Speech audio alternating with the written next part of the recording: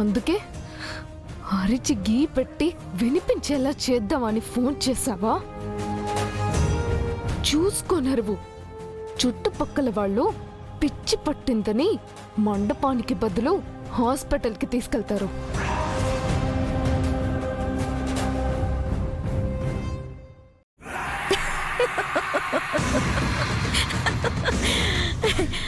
మిస్సమ్మ, నీ పొగరు వెనుక నీ బాధని ఎంత దాచినా నాకు తెలిసిపోతుంది. పాపం అనవసరంగా ట్రై చేస్తున్నావు. ఒక నిమిషం ఉండు.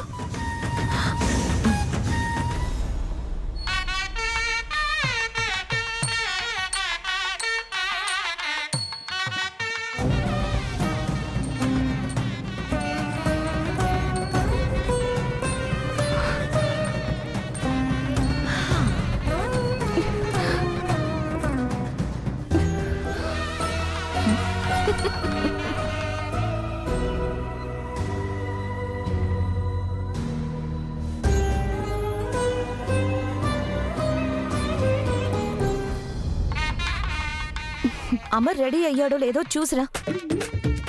అసలే మేం మండపానికి వెళ్లాల్సిన టైం వచ్చింది. నేను చూస్తా గాని మీరిప్పుడు పెళ్లి కూతురు సిగ్గుపడుతూ ఒక చోట ఉండాలి గాని ఇలా సిగ్గు లేకుండా ఇల్లు మొత్తం తిరగకూడదు. అంటే నా ఉద్దేశం సిగ్గుపడకుండా ఉండకూడదు అని చెప్పడం అమ్మగారు.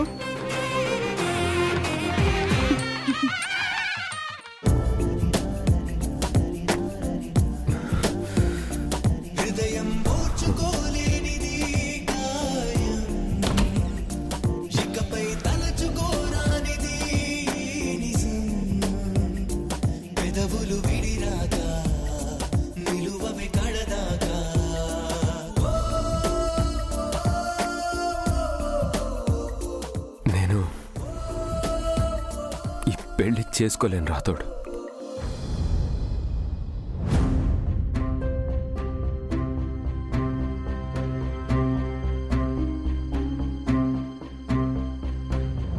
ఈ బట్టలు వేసుకొని మండపంలోకి వచ్చి పీటల మీద కూర్చొని మనోహరి మెడలో నేను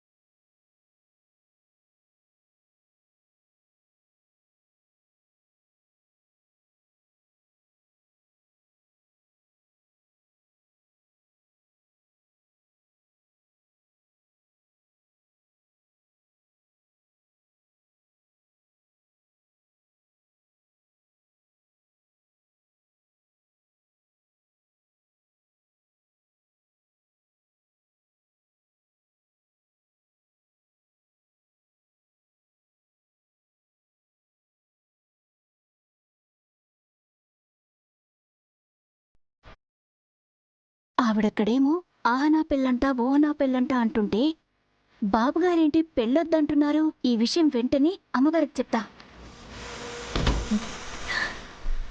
అమ్మగారు, మీరు అర్జెంటుగా వచ్చి ఆ బాబుగారిని ఆపాలమ్మా.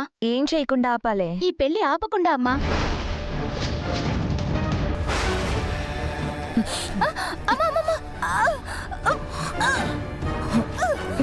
ఇంకోసారి ఆ మాట నీ మనసులోకొచ్చినా ప్రాణాలు తీసేస్తాను.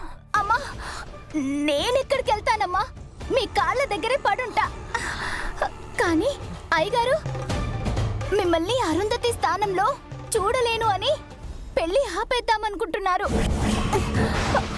మీరు కానీ వెళ్ళి ఆపకపోతే నష్టపోయేది మీరే.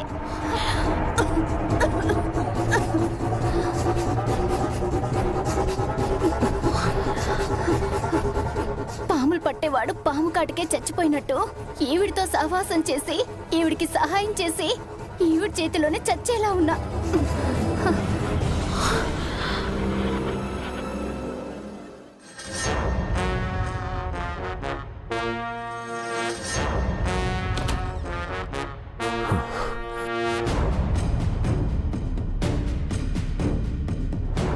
నేను బయట ఉంటాను సార్.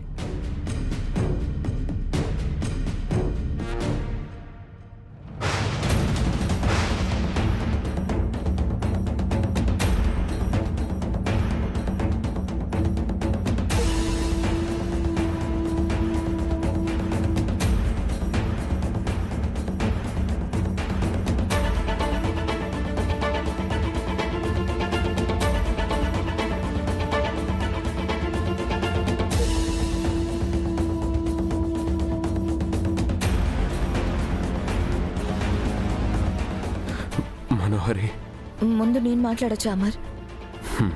ఇష్టపడి చేసుకుంటున్న పెళ్ళైతే కష్టం అనిపిస్తే ఆపేయచ్చు, కానీ ఇది నువ్వు కోరిన పెళ్ళి కాదు.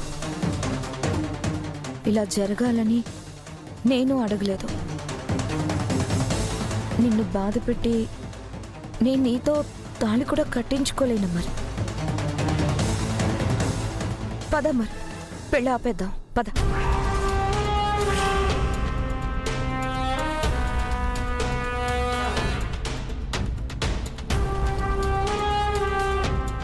నువ్వు విన్నది కరెక్టే అమర్.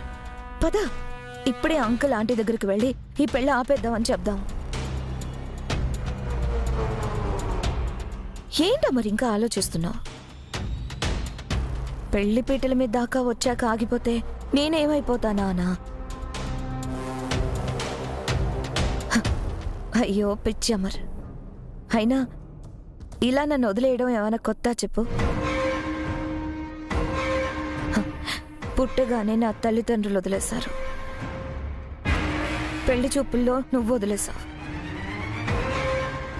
ఆరు నన్ను వదిలేసి వెళ్ళిపోయింది. ఇప్పుడు మళ్ళీ నీ వంతు. అంతే. ముగించే ముందు ఎందుకు మొదలు పెట్టాలో ఆలోచించమంటారు కదా. నాకు ఒక జీవితాన్ని ఇవ్వాలి. నేను సంతోషంగా ఉండాలని ఆరు కోరిక నెరవేర్చడానికి ఆరు మీద ప్రేమతో నా మెడలో నువ్వు తాళి కడదాం అనుకున్నావు. ఆ ఒక్క కోరిక తీర్చలేకపోతున్నానని బాధ తప్ప నాకింకేం లేదా మరి.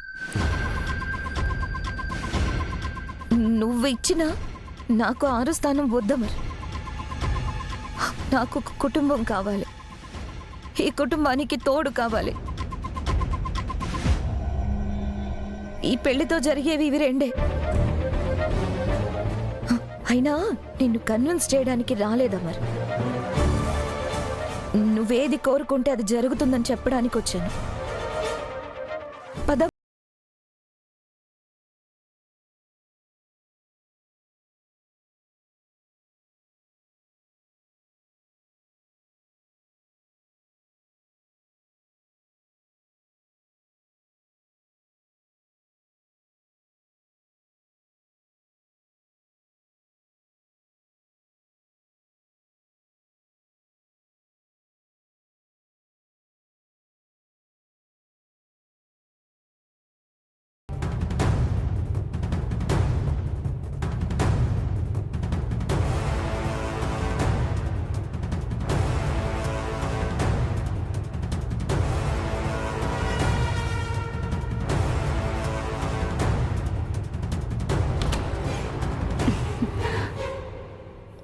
అమ్మగారు,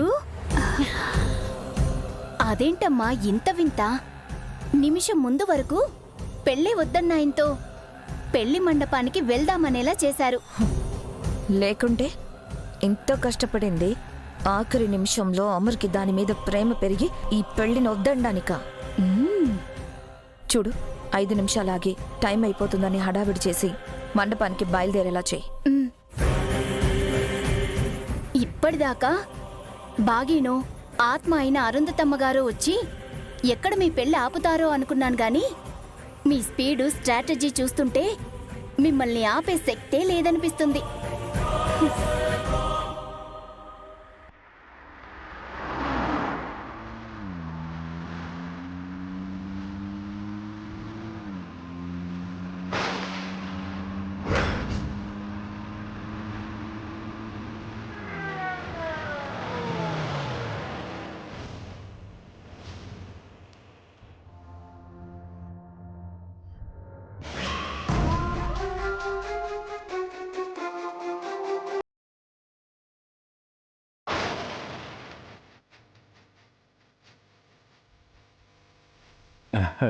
నమస్కార్ మేరా నామ్ సౌరవ్ హై నీతో ఫోన్లో మాట్లాడింది నేనే. నమస్తే సార్.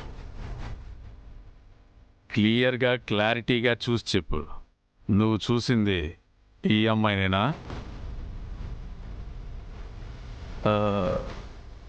ఈ అమ్మాయే సార్. కిదర్ దేకా? ఎక్కడ చూసావు? ఎప్పుడు చూసావు? రోడ్ నెంబర్ 2లో జీప్లో వెళ్తున్నప్పుడు చూశాను సార్. గాడి నెంబర్ ఉందా? ఉంది సార్.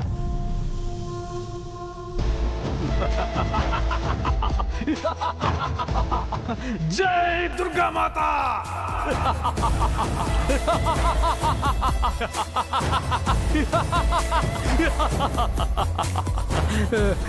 बहुत धन्यवाद. ఇంతకీ ఎవరు సార్ ఆమె? ఇన్నేళ్ల నుంచి నాలాంటి వందల మందిని దేశమంతా పెట్టి వెతికిస్తున్నారు, కోట్లు ఖర్చు చేస్తున్నారు. ఎవరు సార్ ఆమె? అంధేరా, చీకటి.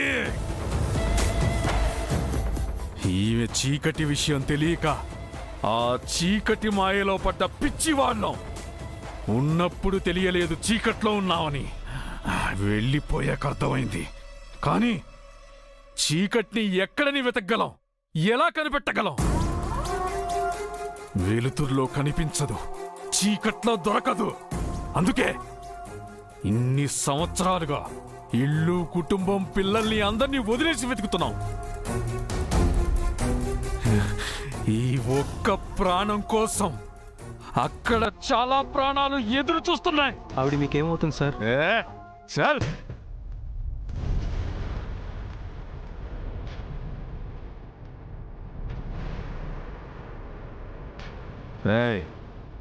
జల్దీ ఆర్టీఓ ఆఫీస్ को चलो. ठीक है भाई.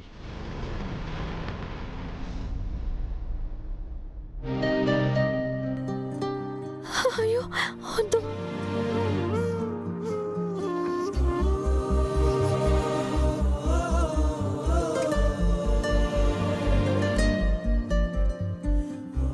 తల తిప్పుకోకండి గుప్తా గారు, నేనేమి మిమ్మల్ని సాయం అడగను. మీరు దేవతామూర్తులు, మనుషుల కంటే పెద్ద మనసుంటుందనుకున్నాను, కానీ మీ మనసు రాయని ఇవాళే అర్థమైంది. అందమైన కుటుంబం, ఆనందంగా ఉండే కుటుంబం, మీ కళ్ళ ముందే కూలిపోతున్నా కూడా ఏమి చేయకుండా అలా చూస్తూ ఉండిపోతున్న మిమ్మల్ని చూస్తుంటే దేవుడి మీద ఉన్న నమ్మకం కూడా పోతుంది.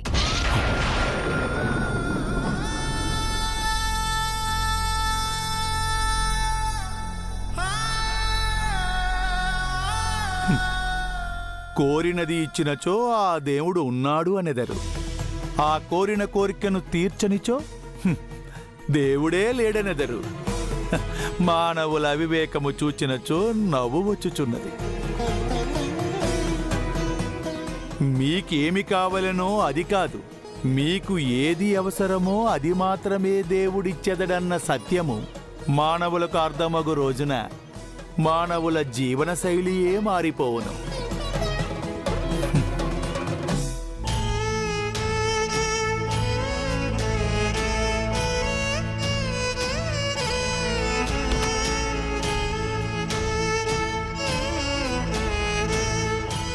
సార్, మండపానికి టైం అవుతుంది.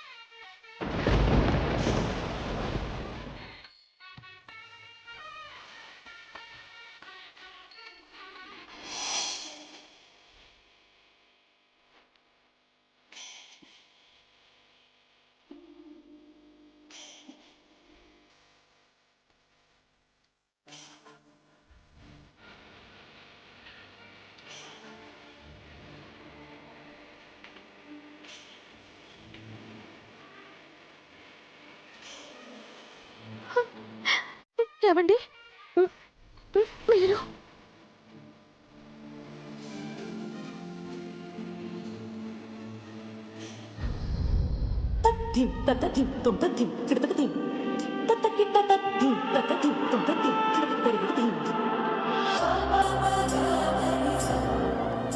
అమ్మా, ఇవాళ మీ పెళ్ళంటే మీకెలా ఉందో కానీ నాకు మాత్రం పిచ్చ ఎగ్జైట్మెంట్గా ఉందమ్మా. కుమారిగా వెళ్ళి శ్రీమతిగా తిరిగి రావాలి.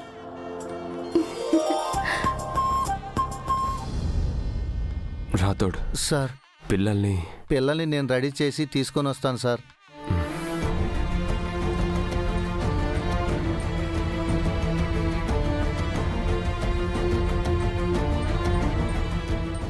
సారీ ఆరో, నీకోసం చేస్తున్నానో నిన్ను మోసం చేస్తున్నానో నీకిదంతా ఇష్టమో కాదో ఏమీ తెలీదు.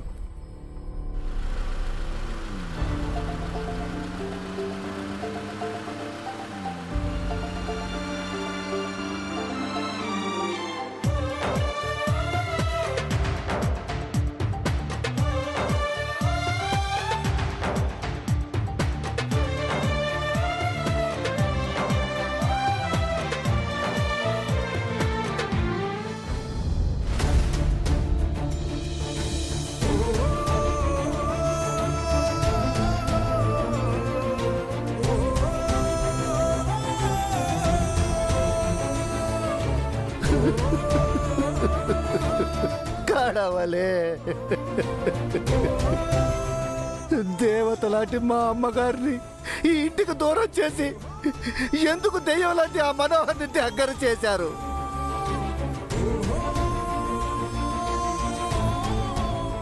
ఈ రోజు జరుగుతుంది పెళ్లి కాదు, ఈ కుటుంబ వినాశనం. ఇది నువ్వు జరిపిస్తున్న వినాశనం దేవుడా.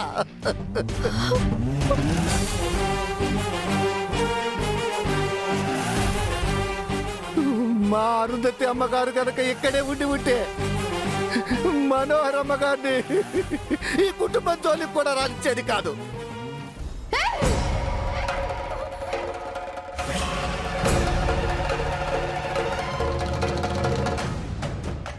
కాళికాదేవిలా మారి ఈ కుటుంబాన్ని కాపాడేది.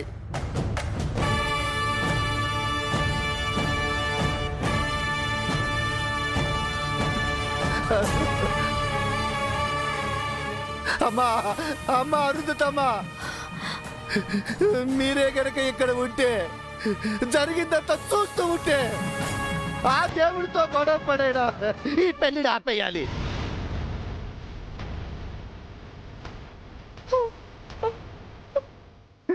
ఈ పెళ్లి జరగకూడదు, ఈ పెళ్లి జరగకూడదు.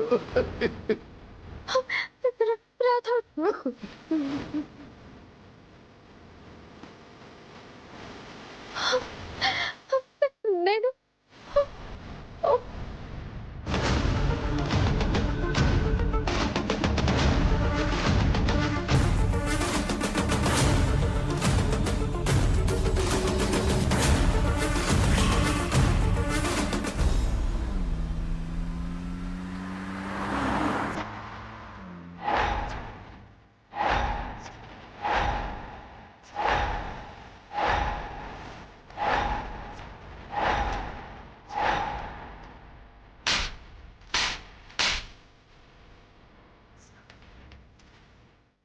मैं आ रहा हूं మనోహరి.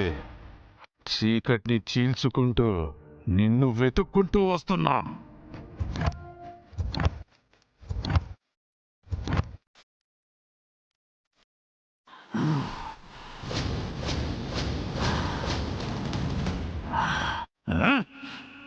जल्दी जाओ.